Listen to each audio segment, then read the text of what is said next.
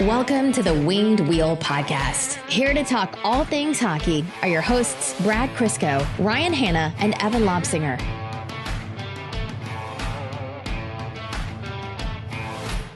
Anyone else's necks hurt from the whiplash covering the Detroit Red Wings this season? We go from like despondent prospect profiles, here's what the next 3 months of pain are going to be and how you can manage it, to the Red Wings are mathematically in control of their own playoff spot, to what are they going to get for Tyler Bertuzzi, and oh my goodness, it's a first round pick in value again, to Tyler Bertuzzi has been pulled off the trade market by Steve Yzerman, to Filip Zadina's back and playing hockey reasonably well again. No information is good for 20 minutes ahead of whenever it's released. On the one hand, as content creators, it's lots of content. We appreciate that. On the other hand, as content creators, by the time we put out the content, it's no good. It's out of date. It's incorrect. We are so firmly in podcasters' curse territory. Did you see that the Steve Dangle show put out a 90-minute episode mere hours before the O'Reilly trade? And the fact that we're laughing at that right now, we are absolutely condemning ourselves to the same fate. Yeah, there's a trade call going to the NHL's office as we speak for something earth-shattering, I'm sure. There is a lot to talk about, so we are going to jump right into it. Folks, welcome to the Winged Wheel Podcast, here to talk to you about all things Detroit Red Wings hockey on and off the ice, the world of the NHL, and whatever else we can get to that is going to be immediately expired upon hitting publish. I am one of your hosts, Ryan Hanna. I'm Brad Crisco. And I'm Evan. On this episode of the Winged Wheel Podcast, we are going to lead with the big news. Tyler Bertuzzi reportedly off the trade market, at least for now, with Detroit making waves and pulling themselves by the bootstraps back into the playoff conversation. What does that mean? Is that a mistake from Steve Yzerman? Is that actually what Steve Yzerman's doing? Is this a ploy? What could the future of the Detroit Red Wings look like if they pass March 3rd with Tyler Bertuzzi still in the roster? We'll be recapping Detroit's games since last episode, which includes their 5th straight win over Calgary and last night's loss to the Seattle Kraken. We'll be discussing Jakub Vrana, recalled to the Red Wings and still has not seen ice time. We'll be talking about whether he could get back in, what that might look like, and what it would look like if he was sent down to Grand Rapids without getting back in the lineup. We'll be taking a closer look at that playoff race and trying to separate out fact and fiction and what's just blind hope and what's selling tickets, and news from across the NHL. Like we said, the Ryan O'Reilly trade was a whopper, and there's some other trade or lack thereof of trade news across the NHL. All of that, and I can't believe I'm saying this, and a lot more. So we'll see where this episode takes us. This is going to be a very genuine early days Winged Wheel Podcast where we promise you all of these content topics, but I think the discussion on this one is really going to drive what we actually get to. Before all of that, though, I do want to tell you about 2 things. First of all, the special auction that we have going on right now to benefit the Jamie Daniels Foundation. It is a package, Detroit Red Wings experience. You get 2 tickets to the Detroit Red Wings game on February 25th against the Tampa Bay Lightning at the LCA. Really great seats. And you also get a meet and greet with Ken Daniels up in the gondola where him and Mick call the games. Who knows who else you might run into up there. Mickey's often up there, of course. We've run into Jimmy Howard up there. We've run into Sean Horkoff, lots of other players. It is a really cool experience being up there and seeing where they call the games from. In addition to that, you also get a piece of Winged Wheel Podcast apparel. You'll likely choose the Mickey Redmond signature style flannel, but if you want one of the quarter zips or anything else from the shop, we'll throw that in for you as well. So the link is in the description of this episode. We also tweeted it out. Bidding ends by the time you're listening to it, mid this week in the evening. So make sure to get your bids in, and all that benefits the Jamie Daniels Foundation. Also in benefit of the JDF and their mission to fight substance use disorder. Winged Wheel Podcast night/day at the LCA. It's our 4th time running this. It's a partnered event with the Detroit Red Wings where we host a live episode of the Winged Wheel Podcast. We've featured special guests like Ken Daniels and Mickey Redmond at our previous ones. There's going to be a meet and greet, giveaways, merch, prizes, all of that. We have some bonus goodies for you this time.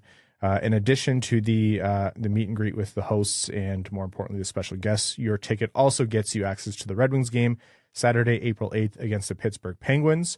That is a discounted ticket. You get a special Winged Wheel podcast discount as well. A portion of the proceeds benefits the Jamie Daniels Foundation. So special thanks to our friends at the Detroit Red Wings for that. There is going to be a lot more festivities surrounding it. More details are going to come soon.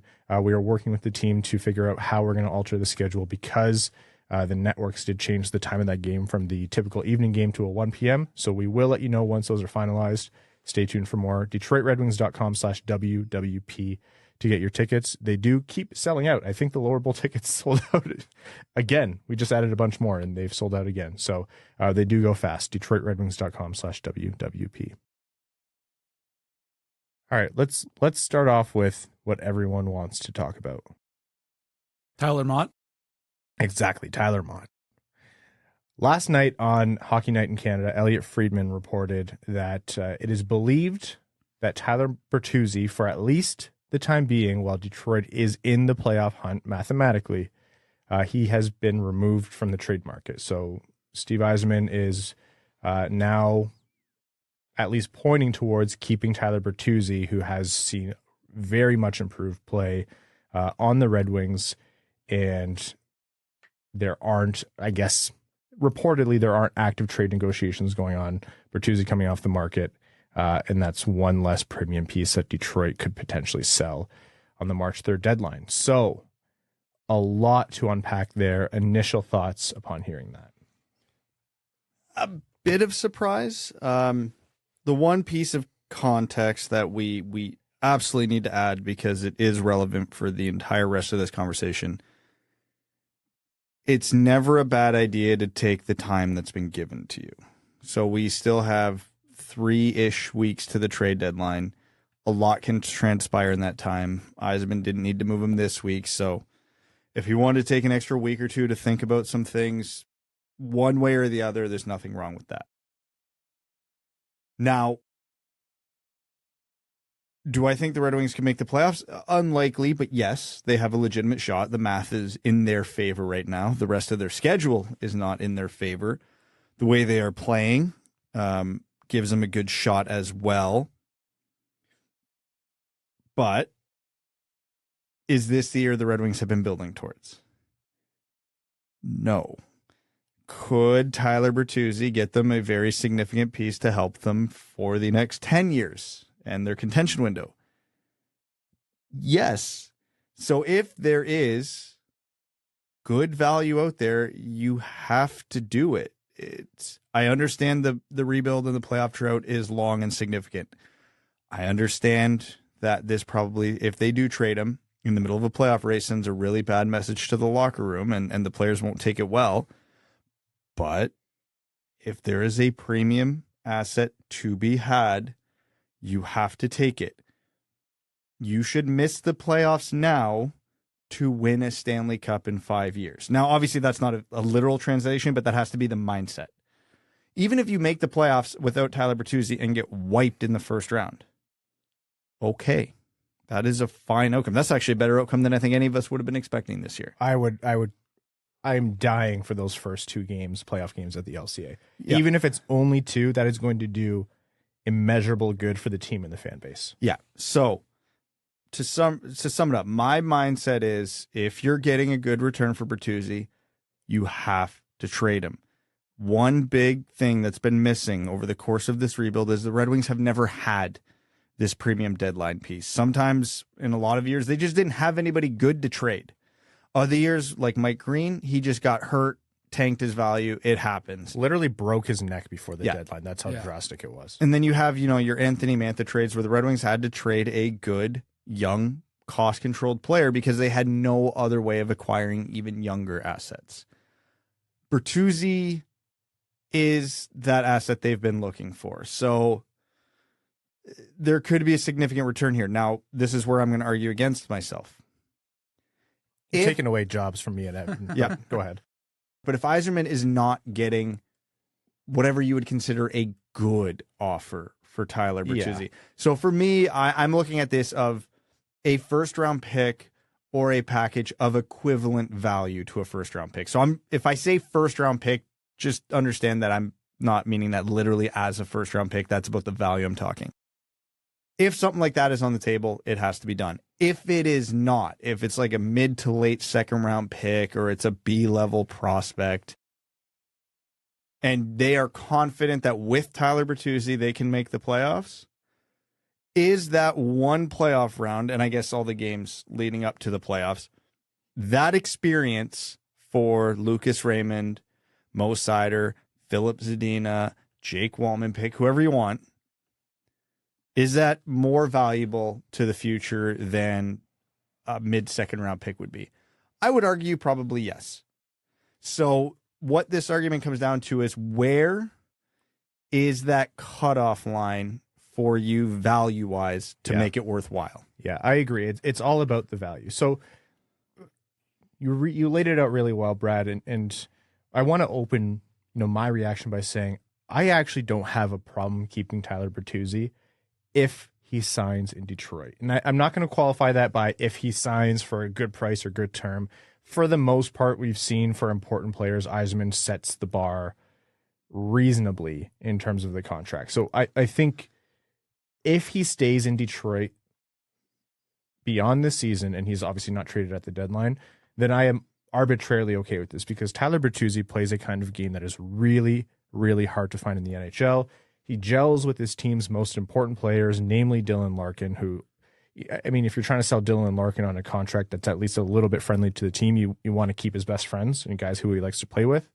And he's a fan favorite. He's a fan favorite. He's a favorite in the room for good reason. We saw from the Calgary game, which was Tyler Bertuzzi's best game of the season, which we'll talk about in a little bit, the way this team is elevated when he's at his best. He is, I don't want to say one of a kind on the Red Wings, but kind of one of a kind on the Red Wings.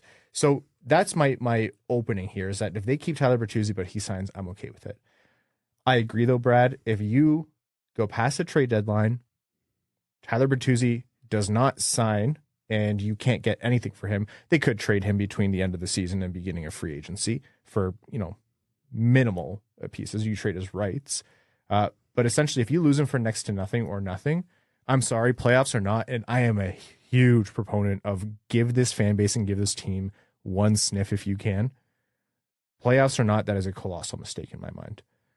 It is not worth it for that sniff, no matter how much guys like me are going to go absolutely ballistic at the LCA, no matter how important it is for Seider and Raymond and Larkin to get that playoff experience, to sell the team, to teach them what it's like to get there. You're right, Brad. Bertuzzi's too good of an asset that they've never had. Now, here's what I think actually is the case. I shouldn't say actually. This isn't based on information. We didn't get this anywhere. Nothing like that. I think my best guess here is that you're right, Brad, in that Yzerman probably isn't getting the value he would want for Bertuzzi quite yet. Bertuzzi has only started to play well pretty recently, like post All-Star break. Teams aren't overpaying very early. If the value was only like second round picks, middling prospects, maybe the best first round pick you can get was, completely worthless, not this year, whatever it might be, then yeah, it is great posture in multiple ways to say, put it out there pretty distinctly and tell teams, I am not trading Tyler Bertuzzi because I want to make a playoff push.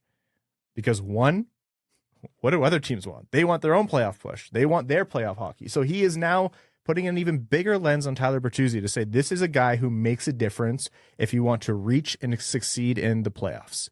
So that is just selling Tyler Bertuzzi as that missing, golden ticket for the playoffs and doing well in them, which is what he was being sold as to start. And two, and you pointed to this, Brad, these guys, save for last night, they just put together a 5-game win streak. I don't care if all of them weren't pretty, like the Edmonton game or whatever. You win 5 of 5, especially a couple on the road here against teams, you shouldn't. I understand that Calgary hasn't been the best and Vancouver absolutely blows, but they got 5 of 5. What does it say to that room if you pull out one of the most influential players in terms of energy and offensive dynamics when he's actually on? You owe it to them to give him as much run as possible. There are 6 games left between now and the trade deadline. 2 of them are against Ottawa, who some people might put them out. They're only 2 points back of Detroit. One of them is against Washington.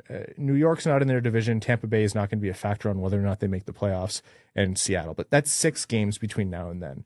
It's not that many, but it's also quite a bit to understand if this team is actually within range, and there's no harm in giving them the opportunity. You tell the room, I believe in your ability to do this. Now, if they lose their next 3, it'll tell you something. If they win another 5 in a row, then maybe it's not so crazy. The only risk on that front is, well, then all the other buyers are going to blow their load on someone else, and there goes all the buyers. But that's another point. I think one theory that I that leads me to believe all of this as well is sort of the fact that Yzerman's been adding all these pieces in an attempt, maybe not, to sway Dylan Larkin into finally signing that contract. You know, he added all these pieces in the offseason. You know, the Red Wings are now sort of on the cusp of being in the playoffs. What sort of message does that send, you know, not only to the room, you guys covered that, but also to Dylan Larkin, who's, you know, sort of come up now with Tyler Bertuzzi through the trials and tribulations. So I think there might be something there as well. So, yeah, there's a lot of time still until the trade deadline and a lot of games left to be played. But I think it's a good statement probably to send out right now, being like, hey, I believe in this team. We're going to make a push. Tyler Bertuzzi is a key factor in that push. He's not available anymore. I'm game if Steve Yzerman just wants to go for some good old-fashioned blackmail here. Hey, Dylan, sign the contract or we're sending your buddy to Texas. He'll like it there. He'll do well playing next to Sagan. What are your thoughts on barbecue? Here's an uncomfortable point that I don't think people will want to think about, but I think we need to think about it. There's a business aspect to this. I know it's hard to imagine Steve Yzerman being under the same circumstances maybe Ken Holland was, where ownership was really pushing, make the playoffs at all costs. But it's been stated by a lot of people, and I think it's very The Red Wings had also been making the playoffs consistently at that point in time. It was a different beast, yeah. I think it's very fair to state the LCA has not seen a playoff series. The LCA has not seen a single Detroit Red Wings playoff series, and think about the atmosphere at the Joe. You could have just said Detroit. We can lump the Pistons in. Yeah, it still works. But there is a business aspect to this. You can't, you need to consider the fan base, how they show up. Will they show up for a team that is destined to suck? You have to give them something. I think the Red Wings fan base is among the smartest, if not the smartest in the NHL. Being competitive for that long kind of creates that kind of thing. So I think fans are really understanding of the rebuild. But at the same time, we are on this podcast talking about, the odds aren't really stacked in their favor. Even if they squeak into the playoffs, it's not going to go well for them in all likelihood. And you cannot stop the hype from all three of us when the Red Wings were on this 5-game win streak. It is palpable how excited this fan base is to see this team clicking and winning. If the Red Wings had lost 5 in a row and this came out, then I would be very concerned. Totally. But I think if they're in striking distance of being able to give this to the fan base, whether or not you agree with it, and I objectively, I don't. I don't think that you do this purely for the business aspect, but then again, it's not my money. You have to know that is a consideration from not just management, but ownership as well. So I think there's that piece to this. It could be like we're thinking of, maybe Yzerman wasn't getting the offer and this is his way of leveraging the price up, et cetera, et cetera. I believe that to a degree, but we also have to think of Occam's razor here. It could just be, hey, playoffs sell tickets, they sell jerseys, they create excitement for next season. Season ticket deposits are going to go through the roof. That's part of this. And Tyler Bertuzzi is a fan favorite. You're right. And I want to start by saying you're right about that. We as fans, hockey media, they don't take that aspect of it into account enough. I know people do bring it up, and it's not like hockey media never talks about it, but enough as they should, because it is a huge driver. That being said, people who are very, very wealthy generally get that way because they know how to play the long game. And I'm not saying trading Tyler Bertuzzi is the make or break between, that one asset is going to put you over the top to be a Stanley Cup contender for a prolonged period of time. But we as Red Wings fans especially should understand, sustained winning, Stanley Cups, that's going to make you more money. yeah, if the Red Wings get into the playoffs this year, obviously we're all going to be hyped. They're going to make some money off some gate for 2 or 3 games. You know, maybe sell out a few more down the stretch because those games matter, of course. But long playoff runs make you a lot more money. Stanley Cups make you a lot more money. You get a lot more sustained income and revenue and profit when you're at the top for longer. And obviously Yzerman knows this firsthand with Tampa Bay and his playing career with the Red Wings. This isn't new to him. So I don't think Yzerman will be influenced by short-term profitability. I could see ownership maybe pushing that a little bit more. I think it is going to come down to a pure hockey decision for Yzerman. You know, the money's tempting there, but it's like that, you know, game with kids. You can have 1 marshmallow now, or if you wait 10 minutes, you can have 2. That's essentially what this philosophy is. Me and Evan are writing that down. Now. But yeah, I think Yzerman is going to look at this. What's more valuable to the future of this team? And like I said, that answer, and I can't emphasize this enough, that answer still might be not trading Tyler Bertuzzi. Totally, because if he's not getting the right offer, then that is the answer. You know, if the best offer he's getting is Dallas's second-round pick, which is going to be pick 58, yeah, you could very reasonably and coherently argue the playoff run, even if they don't make it, just playing competitive games into April is way more valuable for the development of this young core than that likely 4th liner they would draft at that point in the draft. Of course, you know, we'll never know. I can't say that enough. We will never truly know. Here's the thing, too, that we haven't talked about yet. This information got leaked, and everybody always says, hey, nothing gets out of Detroit. Yzerman has a vault. There's a reason why it always happens around trade season. Yeah. None of this information has come from Detroit. This is other GMs saying, hey, yeah, Steve stopped picking up the phone, essentially. Right? Yeah. So, yeah, it's fully believable Yzerman's not taking trade calls or making trade calls on Tyler Bertuzzi, and that information's come from the other teams because they're like, yeah, he ain't talking to anybody. Totally valid. This could be him going, there are no offers out there. I'm going to make him sweat it out. And alluding back to a point you already made, maybe contract talks have picked back up with Bertuzzi. We wouldn't know. Again, Yzerman's a vault. I don't think that's the likeliest scenario here, but it's possible. They talked contract earlier in the season. Now all of a sudden they're saying, oh, hey, Tyler is still Tyler. We like this player. Maybe let's see if we can get something done, and we've got a couple weeks to do it. Also possible. There are so many moving parts. Again, as content creators for the next 3 weeks, this is fantastic. As long as Stevie times his moves for, let's say, Tuesdays and Saturdays. Steve, if you could. The trade deadline's a Friday, and we are recording on the Friday of the trade deadline. Just so you know, we'll be doing coverage online and then recording right after the deadline ends. So that Friday is safe. Here's a hypothetical for you. Bertuzzi signs a 3-year contract for, reasonable money, and I don't know what that is at this point, $6.5 to $7 million maybe, versus Dallas's 2024 first-round pick this season in a trade for him. Which one do you take? The first, for sure. For sure? For sure. I like Bertuzzi, but here's the question you have to ask yourself. 2024 first. Yes, I know, but here's the question you have to ask yourself. Are the Detroit Red Wings winning the Stanley Cup in the next 3 years? No. Like all likelihood, no. And, I understand a player, let's say that pick turns into pick 30. Let's say Dallas has a good run. Are you getting a Tyler Bertuzzi level player at 30? Very likely not, even though Tyler himself was drafted way later than that. The Red Wings have had a late first round pick recently. I say recently, within the last 5 years. Joe Veleno.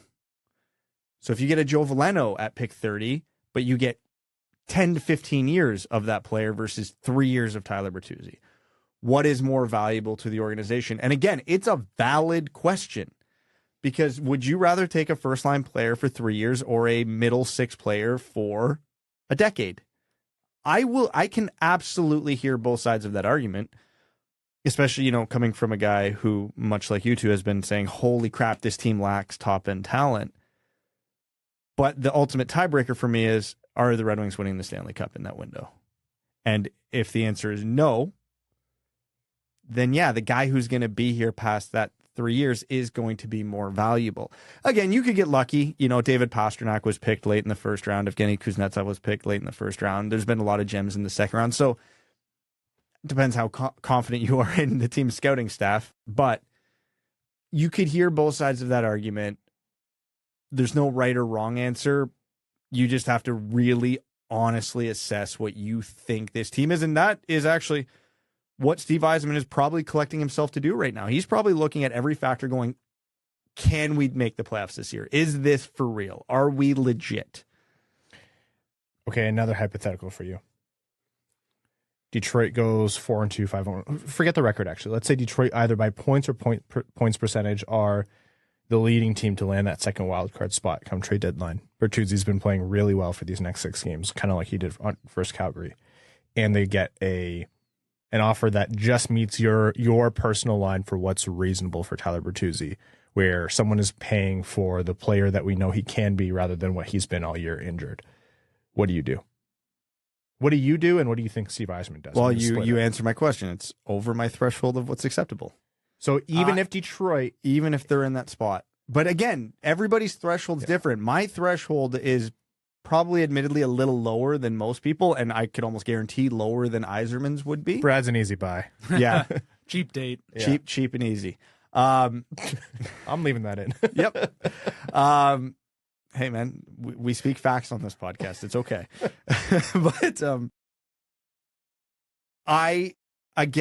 I know it would be tough on the room, and obviously you would hope Lalonde and Yzerman could properly convey the message and understand, hey, we are building for a Stanley Cup. We are not building for a 4-game sweep in the first round of the playoffs. The Red Wings have depth this year. They got to this point largely without Tyler Bertuzzi this year. Yeah, the 5-game winning streak with him is great. But again, he's played a third of the games this year, if that. He's got it. Like, good leaders have to be able to convey a message, even if it's an unpopular message. And trading Tyler would very obviously be an unpopular move. But you still have to look at the long term, what is best for this franchise. If it was me, I had the Red Wings finishing 7th in the division at the start of the season. So that's kind of where I am at with this team. This whole year is a big FU to Evan Lobsinger. I've heard that before. You're welcome for everyone who wants to be in the playoffs. That's pretty much all I have to say. But to be fair, didn't you say Ottawa was only 2 points behind Detroit? Yeah. 7th is still right there. So I'm not wrong yet. That's welcome to the show. The recent streak of wins, feels like a little bit of a flash in the pan. Like, the team, I think, will regress back to where I think they are. I'll say it, like, I don't think there's anyone who's not untradeable. Like, I think everyone on the Red Wings has a price. And do I really care? Do I want the Red Wings to make the playoffs? Yes, because it would be, from a fan perspective, it would be awesome to go to those games and be back as part of that energy and, get the buzz going around the city about that team again. Do I want to do that every year for the next 10, 15 years instead? Yeah. Absolutely, I would prefer that. So, you can't let recency bias cloud your judgment on what you want to do. If it's me, I still think anybody is an option. And as a leader, you've got to make tough decisions. And I think this will be a very tough decision one way or the other. But if it was me and if somebody got desperate and the price was too good to say no, you got to do it, because I just don't see this current iteration of the Red Wings team playing in 4 playoff games, that value being more than what they would get for Tyler Bertuzzi. Safe to say, well said, Evan. Safe to say these next 6 games are going to be the most influential games the Detroit Red Wings will have played since we started this podcast, save for their playoff series against Tampa Bay, right? Maybe even more so based on the ramifications of how it could affect Yzerman's decision-making. Yeah, well, and the next 3 games specifically should give the best indication. A team they are directly competing with for that last spot, Washington, and 2 legitimately good teams, Rangers and Lightning. Exactly. And then, you have the Ottawa games, which if you... Those are important too. Like we just said, Ottawa's right behind them. But they also have both their goaltenders injured right now. I'm pretty sure that who they have in net right now is the goalie for my beer league team and someone they found begging for change at a 7-Eleven. That was me. Yeah, I'm actually backing up. Good for you. Yeah, thank you. I had to pay for my own pads, though. Did you get enough change outside that 7-Eleven? I did, yeah. Yes. Attaboy. I had traffic. I don't know how much you can read into the Ottawa games because with the situation Ottawa's in, if you lose, okay, you can take a lot from that, but if you win, how much can you really take from it? If they go into this week against Washington, New York, and Tampa, and they somehow scrape out 2 wins, you can start to glean, okay, maybe this is for real because you have to beat good teams to make the playoffs. You have to play good teams in the playoffs, and based on remaining strength of schedule, the Red Wings have the second hardest schedule left in the NHL. You're going to have to beat the Rangers and the Tampas and the Washingtons of the world to get in there. These Ottawa games, there aren't going to be a ton like that the rest of the way. So if the Red Wings go into next week, even if they go 1-1-1, I don't think you can fully buy into that team at that point because this is what your schedule is going to be like for the bulk of the season, and 1-1-1 doesn't get you into the playoffs. That pace doesn't get you into the playoffs. We talked about this last episode. The Red Wings have to carry a 600 and something points percentage to get in. Yeah. That is incredibly difficult on an easy schedule. That is a very tall task on a very difficult schedule. Let's not forget, the Red Wings play in the Atlantic. That's the Thunderdome right now. To me, it's they have to beat the teams they're in direct competition with. The game against Washington on Tuesday is the most important game next week. It's a must win. If they don't win that, then I'm back to, what, sell everybody, like if you need to. They beat Washington, they lose to the Rangers, they beat Tampa. That's a hell of a week. You just beat 2 of the 2 teams you're, mostly competing with. Like, yeah, to me, winning that Washington game is sort of the line in the sand. That I think that will sort of be all telling. But if they beat the Rangers and Tampa and then beat Ottawa twice, my God. Yeah, it's going to be, the picture can unfold in a lot of ways, and as it usually goes, you can point to like the most likely path, but if the right offer doesn't come in, or Bertuzzi doesn't want to sign for the right contract, or Elliotte Friedman was very careful to say when all of this kicked off, things can change, and that carries so much weight. That's not just fence sitting. That is, these kinds of things, especially around the trade deadline, are so fluid. And with Detroit existing essentially in purgatory right now, it can go in either direction. And I don't care how stoic, steadfast, big brass ones, steel spine GM you are, you go as the tides take you. And we have 6 games to see where those tides are going. And it may seem silly how hyper-focused we are on a few of these games. We have to be. Yzerman trade deadline's has to be. Right after those games almost. 3 weeks is a lot of time, but 6 games is not a lot of games. Like, he has to make some huge decisions based on not a lot of new information. And the one thing, too, that actually really played in the Red Wings' favor here, this is the first time this year they're healthy. This is the team. Like, is there anybody at all actually missing right now? Let alone anybody of significance. They are able to trot out Raymond, yeah, who will be back by then based on reports. Yeah. That's it. Like, this is who they are. And are they going to have this run of luck with injuries towards the end of the season? No, absolutely not. Someone's going to get sick, injured. Nobody will keep a near full roster for any prolonged period of time. It doesn't happen in professional sports. So if they can't pull it off with a full roster in 3 weeks when they're down 2-3 guys, it's definitely not happening. All right. Let us know what you think. I have a sneaking suspicion that there are a lot of opinions on Bertuzzi. And we are going to be covering this one, believe it or not, pretty intensely coming up. So just to give you an idea, like I said, March 3rd is a trade deadline. We will be spending essentially our entire days covering the trade deadline and then recording right after that. So stay tuned for our content schedule. wingedwheelpodcast.com/podcast to get that content schedule as well. All right, let's talk about the last couple of games that the Red Wings have played. So last episode, we recorded right after the Vancouver and Edmonton games before the Calgary game. And the Calgary game ended up being a 5-2 win and one of the most thrilling games of the season for the Red Wings. It really seemed like the return of Tyler Bertuzzi. Quintessential Bertuzzi game, getting points, setting up plays, just kind of generating chances, scoring for the Red Wings in the like grindiest, most playoff around the net, getting slashed in the face kind of ways. I believe Larkin ended up with 3 more points. There is so much to like about that Red Wings game, and it honestly felt like top to bottom, almost a complete win. Even Hellberg, who gave up a goal, like huffed up the puck on a power play and Calgary scored, he was fantastic after. Did exactly what the Red Wings needed from him. Excellent game from the Red Wings. Yeah, it was a complete effort. You know, I was worried about this game because I know what style Detroit plays and I know what style Calgary plays, and I was fully braced for another 2-1, 1-0, 2-0 snooze fest. And thankfully it didn't turn into that.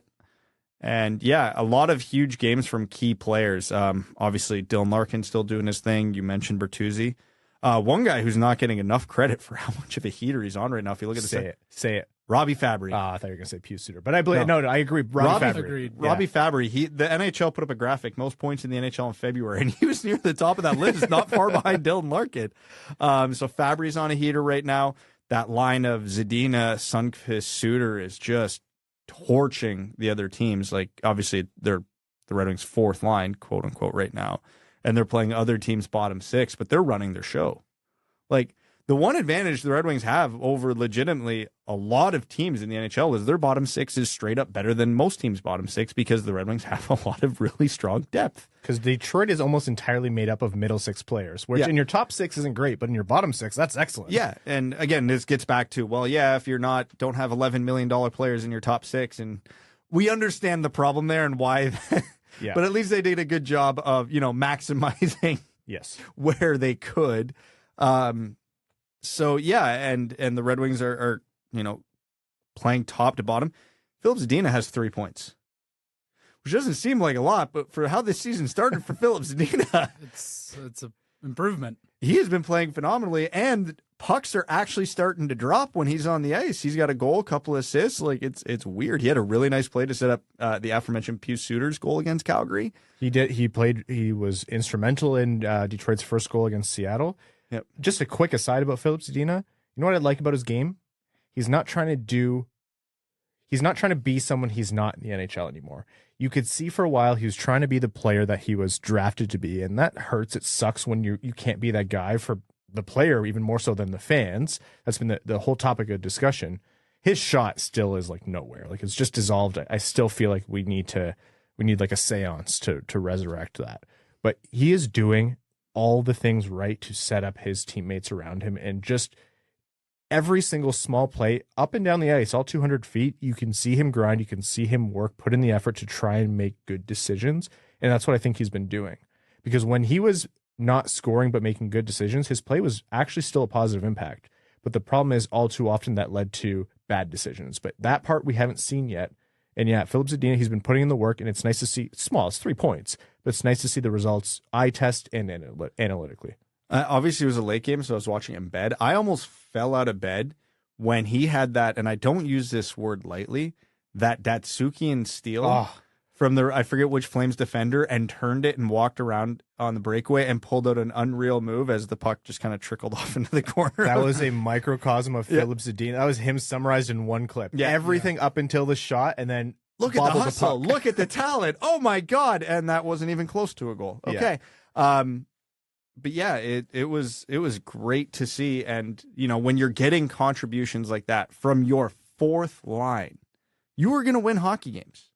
You are just going to out-depth other teams. If the Larkin's on a heater right now, and even though we've had many, many conversations, the Red Wings lack true top-end superstars, and they can't compete with other teams' top-end superstars, when Dylan Larkin's on heaters like this, they can match those top lines, which means the differences are in the depth, and that's where the Red Wings win, and that's why the Red Wings have been winning. Larkin's been keeping up with the, McDavids, Dreisaitl's, Huberdeau's, Petterssons that they've been playing. And, okay, good. So those are neutralizing, and now all of a sudden here comes Suter, Rasmussen, Zadina, Fabbri. Hey, guess what? Nobody else is scoring on your team. Our guys are scoring. We win. Yep. That's what it has been. It's a recipe for success. So Kubalik scored twice that game when he had a little drought, so that was good to see, too. Yeah, that was really good to see. So, obviously if you're on a 5-game heater, more often than not, everything's going to go right. Yep. Because you don't get on a 5-game heater unless everything's going right. And everything has been going right for the Red Wings for the most part. We won't single out a player or two that I know you really want to, but, we're on the optimistic side of today. The downside is it sustainable? Well, as we saw against Seattle, no. Yeah, that's the reality of hockey. Eventually, not everything is going to keep going right. Very quickly before we jump to the Seattle game, Dylan Larkin, after that game, his 6 games played since the All-Star break, 6 goals, 6 assists, obviously 12 points, and has been shooting at above 27% shooting percentage. Some people were quick to point out, they're like, Ryan, that's not sustainable. I'm like, yes. I know, but this is about his performance, and he is playing among the best hockey in the NHL right now. He even did extend that point streak against Seattle. Bertuzzi, like the winning the puck battles along the wall and just creating plays and going in and retrieving in small spaces. Like what is it? They say hockey's played or games are won in a 3-foot by 3-foot box or something like that. That's Bertuzzi is among the best in the league in that area. Well, when we get to the Seattle game, if you want to talk about what might have been his most impressive play of the season. So good. So underappreciated because it was at like 1:30 in the morning. Yeah. But it was a great play. But Larkin, again, you really cannot overstate how impactful he's been compared to the rest of the NHL. And I believe he was NHLPA Player of the Week as well. So good to see him get that recognition. So that was Detroit. 5 straight games. The streak did end with Seattle. And honestly, the summary of that game in my mind is Detroit has played 4 games in 6 days, all completely across the country from home. They had a back-to-back in the middle of the week. They've been, energetic games. That team looked gassed. They looked just a step behind, too many mental errors on offense and defense. I don't think Seattle completely ran the show in controlling play, but I think Seattle was the much more efficient team. They took advantage of their opportunities better. Matty Beniers is so good. One of my favorite players not on the Red Wings. Just wasn't Detroit's night. They didn't have a good night from Husso either.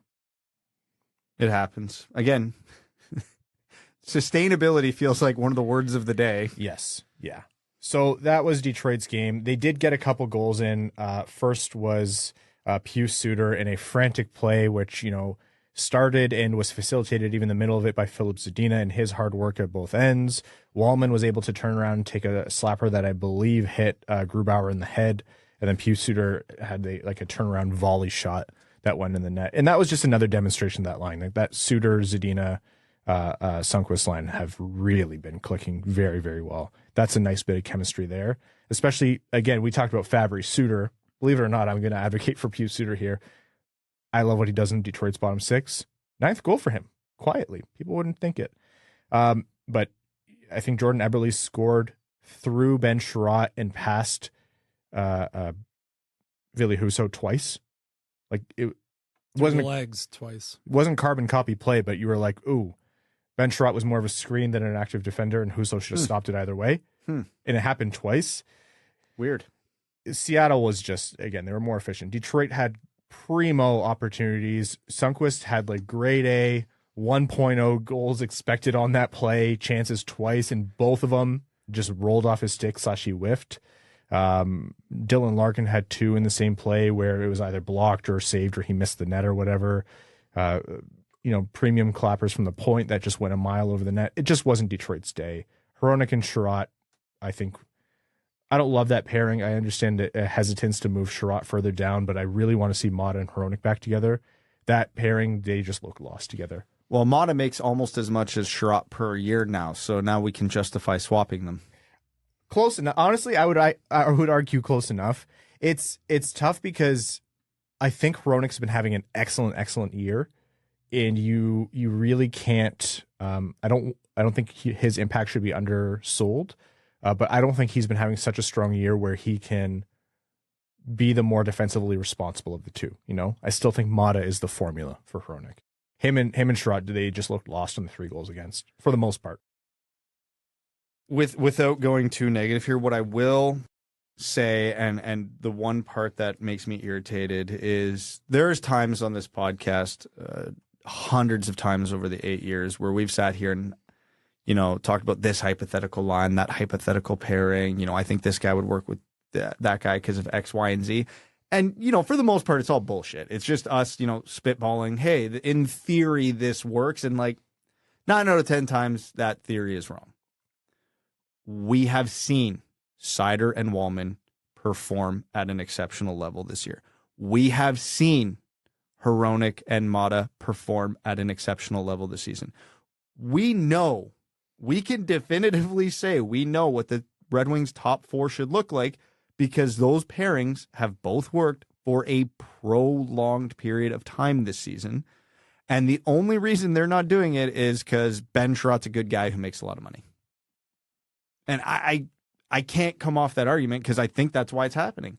Ben Chiarot is probably a legitimately great dude who is awesome in the room, and his teammates love him. Oh, he's a leader in the room. Like, that's very obvious. Yeah. Absolutely, he is, and we love him for it. And he's a diehard competitor, and, you know, guys that go to the wall for him. All 100% true. Other reasons are the reasons he's playing in the top 4. He's making a lot of money. He's got a lot of term, and, you know, everybody loves him. He shouldn't be in an NHL top 4, let alone this top 4. You look at Seider and Hronek splits with and without him this year, it's comical. It's actually sadly funny. And I don't know why they keep hanging on to it. Yeah, is $4 million too much money for a bottom pairing defenseman? Absolutely it is. But you know when Ben Chiarot was truly overpaid? The day he signed that contract. Now you just have to play him where he fits. Yeah, you even like, I'll even hear the argument of there's ebbs and flows and it's feast or famine with Ben Chiarot, which is what I genuinely believe. It's feast or famine, and to my liking, there's way more famine than feast. But like, we've pointed out the good parts of his game ad nauseum on this show. Like, with the puck on his stick in the offensive zone, can often do a lot off the blue line. For example, Olli Mata had an opportunity yesterday to step in off the blue line, and instead he backed when he had like 10 feet of space in front of him. I'm like, that's when you want to Ben Chiarot, balls to the wall, skate up to the hash marks and just rip one. But yeah, it's not even about a discourse on Ben Chiarot good, Ben Chiarot bad, whatever. Look at the line. We've seen the pairings with the defensemen we have. Detroit's top 4 to 5 defensemen are what they are. There's no movement on this like Red Wings of years past. Osterley and Hag and Lindstrom or whatever, they can cycle through. That's immaterial. Seider Wallman works. Hronek Mata works. As long as Mata is physically able, and I know recovering from pneumonia is hard. Like, a lot of those minutes are hard. Your lungs physically have a hard time recovering that way. But if Mata is able, in my mind, yeah, that has to be the top 4. Again, I'm not trying to say the last game was lost because of Ben Chiarot. No, Hronek was bad defensively too. That the pairing was bad together. I'm looking forward to the day, and I think it's going to come. I think it's just a matter of time. You can only hold on to it for so long. I'm looking forward to the day where they experiment with giving those top 4, as I said, and pair Ben Chiarot with whoever the third pair is. And if that means you want to give that third pair a little bit more ice time to spread it out, that's great. For me, it's more about enhancing Seider and enhancing Hronek and maximizing Wallman. Exactly what I want. Even if you're a Ben Chiarot fan and you're just sitting there listening, just seething right now at what we're saying, remember, if you think Ben Chiarot is too good for a third pairing, okay, totally fair. I understand your argument. Teams that win have players in slots that outperform their slots. Exactly. And that also gives them the benefit of giving them sheltered opportunities. You manufacture where they start the play, offensive, defensive zone, what kind of minutes you give them, matchups, etc. That's exactly why that's impactful. You give Ben Chiarot a lot of ice time against teams' third and fourth lines that aren't super creative. His physical tools will thrive in that scenario. Where other teams, you know, it sounds overly simplistic, but this is truly what happens, where the other team isn't out thinking him. Yeah, 100%. Where if he's on the ice playing a simple game against the team or a line that's playing a simple game against him, he'll do great. He's one of the better skaters. He's one of the better physical players out there. He would do just fine. When he's playing against the other team's top six, that's not going to happen. Yep. Most NHL teams against their top six against Ben Chiarot, not a recipe for success. All right, I do want to move us along here. The Red Wings, their next game before our next episode, which is on Wednesday, is that key Washington game on Tuesday that ends their road trip of 5 games. It's in Washington, 7 p.m. Eastern. Great news, folks. Thank God. No more 10:30 games. Their latest start is 8 p.m. Eastern. Sincere apologies to our West Coast fans. I know there's a lot of you, but my brain simply does not work at 1:30 in the morning anymore. There's a lot of them, but there's more of us. So that's going to be the Red Wings' next game before we chat. Quickly here before we talk about the O'Reilly trade. And this, if Tyler Bertuzzi, that news hadn't come out, this would be one of the biggest pieces of news for this episode. So I don't want to undersell it. But Jakub Vrana did not play against Vancouver and Edmonton, which we talked about last episode. Also did not play against Calgary, which we said last episode wasn't expected based on what we knew. Didn't play against Seattle. Here's my quick piece about that. I think any other set of circumstances where the Red Wings in their previous 4 games on this 5-game win streak weren't scoring an average of 5 goals a game, Jakub Vrana would have slotted in. But as a coach, you simply cannot mess with a forward group that is clicking in a way like the Red Wings were, especially after that Calgary win. Think about our recap just earlier this episode. That was a top to bottom solid win from everyone, especially on that forward group from the Red Wings. How do you disrupt that? And for the first time in a long time, the one thing we have to mention, because it's legitimately true. It's not just, the organization saying it to sell tickets. The lineup is no longer about experiments and seeing what works. Lalonde has to put the lineup out there that he thinks truly is going to win that night. They're competing for a playoff spot. They're in a playoff race right now. Regardless of what happens at the deadline, they are in a playoff race right now. And if he does not have Jakub Vrana as one of the 12 best forwards, he's not going to play. Again, obviously, we could argue and probably will argue Jakub Vrana is one of the 12 best forwards on this team. But this is the mentality the team has. Now, when you're on a winning streak, when you're on a heater, when you're coming off a win, you never change that lineup. If it's working, if it ain't broke, don't fix it. Mm-hmm. Okay, well, they lost now. So you have reason to put Vrana in there. You lost, and you only scored 2 goals. You can absolutely 100% justify tweaking the lineup now. By the way, Ryan, who's the Red Wings' next game against? The Washington Capitals. That'd be a good one. The Washington Hockey Capitals. If we needed a little extra motivation for Jakub Vrana on top of the ton of motivation I'm sure he already has, would playing the Washington Capitals help that, Ryan?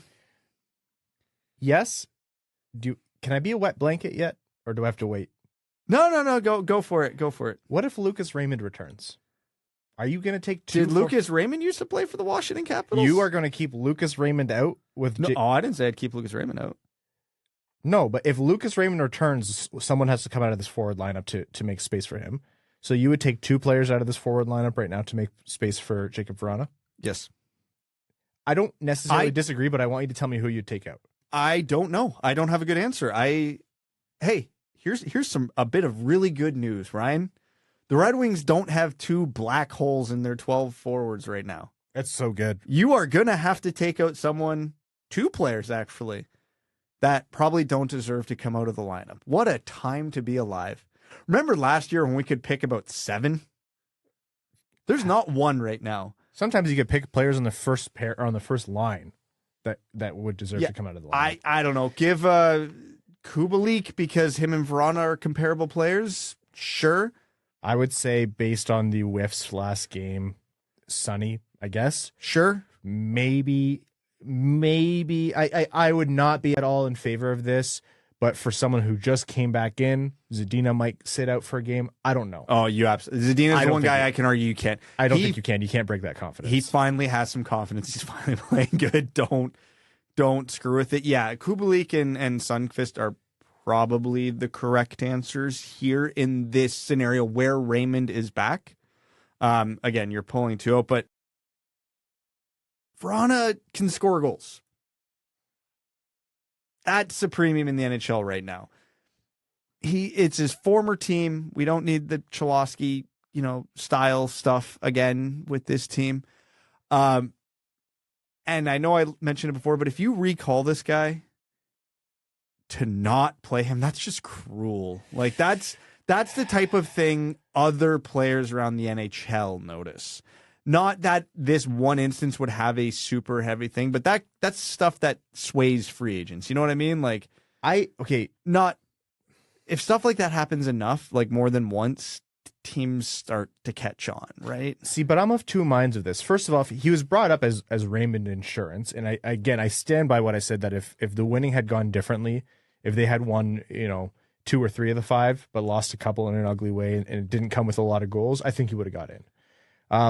It's not uncommon for players to get called up as insurance and get sent back down without playing again. I don't think it's the nicest, and you're right, Brad. If they make a habit of doing it for an NHL caliber player like Jakub Vrana, that will be noticed. But he's in a unique situation. Players aren't stupid. They know more than the general public about Vrana's what's been going on off ice. And I don't know. I think this is a both things can be true moment. I can see the reasoning behind Lalonde not wanting to shake up the roster. I agree completely for these 4 games. I also think that if Raymond comes back, I could not sit here and say Lalonde is objectively wrong for not wanting to pull more than one guy out of this lineup. But I also would feel absolutely god-awful for Jakub Vrana more than any other player that's ever been called up as insurance and sent down without playing because of the circumstances of his season.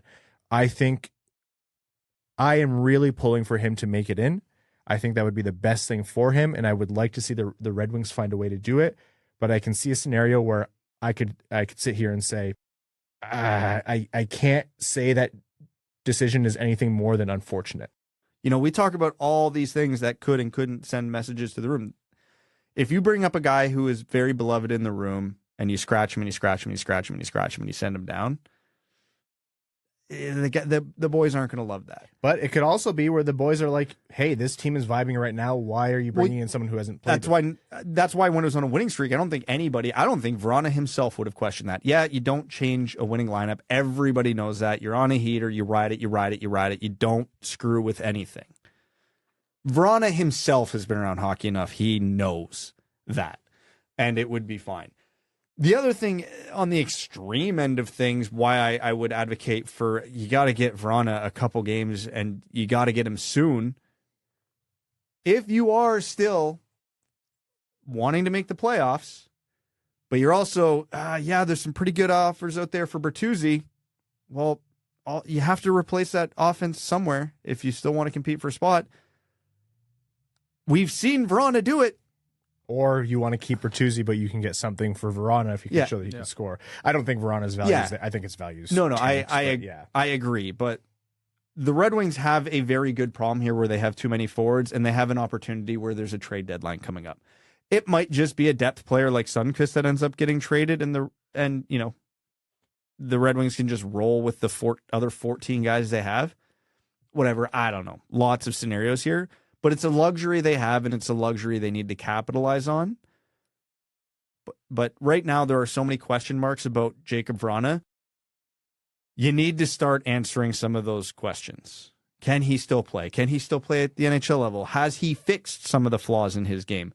Is his rep in the room good? Does the organization have any faith in him at all? Does the coach like him? There's so many things that factor in. You have got to start crossing these questions off of the list before you make the next move. And unfortunately, like we said, there's only 6 games to make some of these decisions. So right now, gathering information is pretty critical.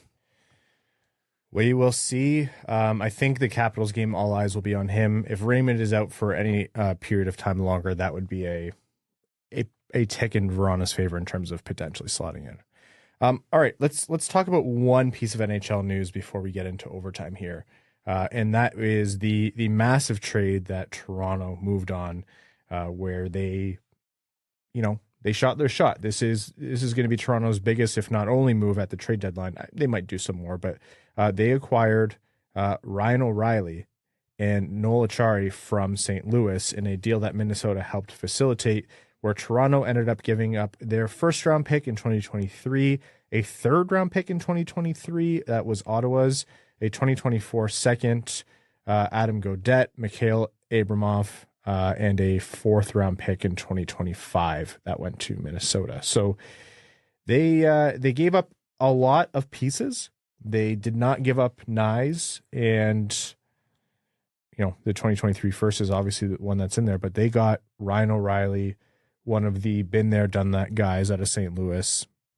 It fits the archetype of the kind of player that a lot of people feel that Toronto needs, and it can't be looked over. Noel Acciari as well, I think, can fit into their lineup really well. Kind of a big, messy trade. What were your initial reactions? I understand this for both teams fully. The Leafs, you look at their contract situation and everything surrounding the team. Their window is wide open right now, but it can't be for much longer because they're either losing Austin Matthews in a year or they are going to pay him $1 billion more than they already are. That makes things difficult. This year and next year are going to be their absolute best chances to win a cup. Yeah, you go all in. Do I feel like it's a bit of an overpay relative to what Acciari and O'Reilly have been producing this year? Yeah, maybe. You could argue it. The analytics seem to say O'Reilly's having a better year than his raw stats would make you think. So, you can take that end of the argument as well. St. Louis did great on the return on here. They got a lot of valuable assets. Important to note, O'Reilly's salary was retained twice. So twice. His effective cap for Toronto is only 1.875, which they literally had to do, or else I don't think this trade would have been feasible with Acciari. And obviously can't discount Acciari. So it was a steep price to pay. But I absolutely understand it. I absolutely agree with the mindset. Is Toronto set up for a lot of failure in 4 or 5 years? Absolutely they are. Who cares? It's not their window. They got to win now. Yeah, when you have Austin Matthews, Mitch Marner, William Nylander, Morgan Riley, all in their primes, and you struck a bit of gold with Elias and Sonov returning to form of an actual NHL starter, you have to. You absolutely have to. The Leafs were one of the teams this year where there was no excuse to not go all in at the deadline. There was absolutely no excuse. Could you argue, is O'Reilly the best option they should have gone for? Maybe, maybe not. Who cares? They had to do something. And they took a big swing. I like it. I respect it. It's the absolute mindset they need to have right now. The nice thing about it is their center depth is outrageous. They have, without a doubt, the best center depth in the NHL now. And O'Reilly can really match up against anybody, and we've seen him go from a bad situation on a bad team to a good team and be exceptional. So a little bit of the same flavor this season going from St. Louis to Toronto. So, he washed his hair with BioSteel the other night, so that's not great. But, new team, you don't know what's water, what's not. So that's Ryan O'Reilly to a T. Yeah, so, I'll never criticize a team that's in their window and they go all in, they push the chips in, because that's exactly what they should do. And Kyle Dubas is fighting for his job. If they don't win a series this year, it doesn't matter what happens next year or the year after. And I know intangibles aren't the biggest thing, but this is definitely the type of guy who would drive through a wall to get what he wants. You could have helped yourself. Okay, but actually, to draw on the setup for your joke and make it a real point, the Toronto Maple Leafs have everything they need to win at least one playoff series. I don't care that I don't think their defense is a Stanley Cup caliber defense. I don't care that Kyle Dubas is really weird for hinging his whole career pretty much with the Leafs on Samsonov and Matt Murray. It could work out. It could fail. We've seen crazier stuff happen. I think Ryan O'Reilly genuinely, and I'm going to be a hockey boomer here, he brings that it factor. He knows what it takes to win a hard-fought series. Toronto has outclassed their opponents in terms of skill on paper how many times and just got steamrolled. because they got played physically, they got outmatched mentally, they got outcoached, they got outgrinded. We've seen them opponents completely eliminate Mitch Marner. We've seen them completely collapse on Austin Matthews. Ryan O'Reilly is the kind of guy, you're right, Brad, to burst through the wall. He is the kind of guy to drive through the wall. Yeah, to put that team, or give them at least what they should need to grind through those tough series. Playoff hockey is the hardest, most physical version of the game NHL players will ever face. There's never, ever, ever going to be a version of the Stanley Cup playoffs that doesn't come with extreme physicality and the mental grind to win the Stanley Cup. Ryan O'Reilly is the exact kind of guy that I think the Toronto Maple Leafs need. And yeah, I agree with what both of you said. You got to make your move. Is it perfect? Everybody else is too. Yeah. Is it perfect value? I don't know. I don't really care, honestly, if I'm a Leafs fan or Kyle Dubas. You got to do it. Eventually, yeah, you're going to have concerns on whether you can keep Austin Matthews, whether you can keep Mitch Marner. Like, are you going to be able to afford all these guys in the future? I'm frankly impressed that Kyle Dubas did this without losing Nyes. This is what Toronto needs, and I will say, I think it will still be very funny if they lose in the first round this year. There's nothing. If they lose in the first round, that's it. Hey, they're cursed. That's it. There's a higher power holding them back. The thing is, because of the system that we're in, they're playing the Tampa Bay Lightning in the first round, almost guaranteed. But if we were in a 1-versus-8 system, which I am a strong advocate for, then they'd be playing the Tampa Bay Lightning. Shit, maybe they are cursed. I don't know. I saw that and I went, that's exactly the kind of player that Toronto needs. Good on them for doing it. I think Ryan O'Reilly is a more serious version of when they went out and paid way too much for Nick Foligno. Yeah. Yeah, right. Yeah. Actually, the best way of putting it is, Ryan O'Reilly is what they thought Nick Foligno was. Yeah, that was a weird one. That was a weird one in the moment and in retrospect, where you're like, oh, other players are getting their guys. We're going to go give up this much for Nick Foligno. And you're like, okay. Why? Man, I don't feel I'm not surprised that Toronto fans are this frustrated, though, because they just are staring down the barrel of Tampa Bay again. That's nuts. Okay, we are going to jump into overtime here on this episode of the Winged Wheel Podcast, which is proudly brought to you by our Patreon supporters. Patreon.com/Winged Wheel Podcast. If you want to join the Dub Club, what you get as benefits is you get access to our Patreon exclusive overtime bonus episodes, which record right after these ones. We answer any questions that didn't make the main show. We let loose. We have a lot of discussion. Brad and Evan are allowed to say curse words.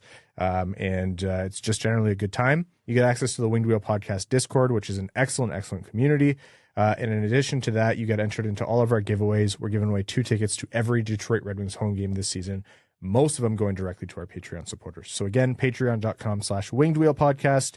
If you want to join the Dub Club and help support the show, that is the main way we get all of our support. Tatar Sauce says, hey guys, how are you? Is there any former Wings player that's still in the league you wish was still on the Wings? Former Red Wings still in the league.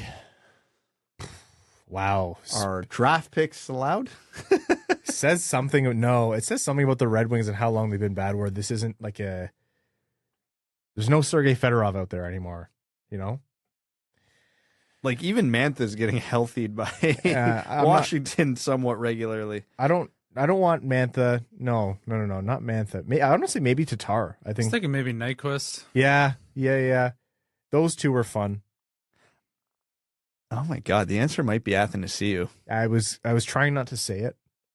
I think it might be though. I think he might be legitimately the most productive player out of those who are still out there. Oof. Wow, this team has sucked for a long time. So my long. God. Oh my God. We couldn't maybe Nick Jensen. How's he doing? I was actually thinking Nick Jensen. Imagine Nick Jensen on the third pair right now would be sublime. That would be not bad, actually. That right side would be phenomenal. Brand new sentence, has never been said before. Nick Jensen on the third pair would be sublime. No one has actively talked, and I think Nick Jensen's an underappreciated defenseman. He was on the Red Wings, for those of you who don't know. He was traded for a decent haul to Washington a little while back. But yeah, I guess that's it. I think it's Nick. I think it's Jensen. It might just be. Please, Red Wings of future, be good. We can't do this again. Armchair GM /Genius says, do you think... Oh, I hate you for this question because I know what it's going to do to this room. Do you think that the addition of video review across all sports is a net negative or a net positive? I personally believe it's a net negative. All hail Yanni Burgers. All across professional sports, I don't know. For some sports, they've gotten it right. So if we're talking all sports, I'd say net positive. But some leagues get it very wrong, like the NHL. Yeah, I don't know. You know what? No, I'm going to switch it to it. Overall, it's a net negative because in some leagues like the NFL, video reviews don't feel out of place because it's a very stop and go league. So when you stop for a review, it's not that bad. But in the NFL, they have no idea what the hell a catch is, and with how many of those reviews. In the NHL, it feels very out of place because it's a very fast flow type game. So stopping for a prolonged period of time feels out of place. Yeah, I'm going to go overall net negative. I'm not saying there isn't a place for it. I just don't think a lot of the leagues fully understand when and why to implement it yet. As usual, it's a perfect system in writing, but the flawed nature of humanity ruins it.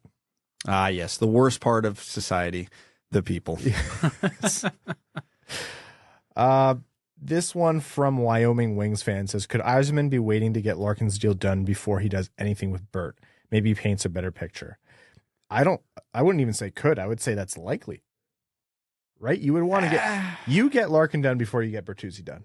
Doesn't even matter if you know you can get Bertuzzi at a good deal, because let's say, for example, in a crazy hypothetical, Yzerman can't get Larkin done and he has to deal him. Then you're not trading Larkin and keeping Bertuzzi almost under no circumstance. Agreed. I think time has kind of run out on being able to do that unless we see a miracle extension in the next 2.5 weeks. I don't know. I don't want to give noise to anything that's more based on our understanding. Everything is still behind lock and key. There's a reason, like Brad said earlier in the episode, there's a reason why we have way more information on trade talk than a contract talk, because trade talk means parties across two separate teams, a lot of which are way more leaky. Every leak we've ever got about the Red Wings has come from an organization. Everybody's like, oh, we knew the Seider pick before Seider was actually picked. Yeah, that was Vancouver. Yeah. That got leaked through the Canucks. Yeah. From like multiple avenues all at once. Yeah. Credit to JD Burke, who was the first on it. But yeah, anyways. I think, they want to see what they have with Larkin before confirming anything with Bertuzzi. Honestly, that's not even a question I would have thought would have made a lot of sense before, because I would have said, what do you mean doing anything with Bert? I don't think it's very likely that he signs, but hey, look how things change. Upper East Sider with a note here. Don't look now, but Kosa has 2 straight shutouts. Weeb Wheel Podcast says, is the Kosa was a mistake crowd just the normal idiots overreacting? It feels more pronounced this time, even by people who bang the drum before every draft that goalies take a long time to develop. It's chaotic, etc.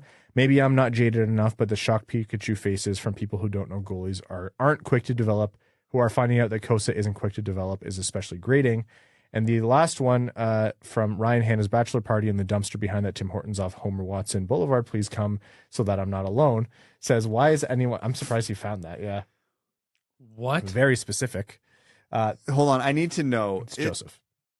Is that there's something relevant specifically with you and that Tim Hortons, or he just picked a random... I think he just picked a random Tim's.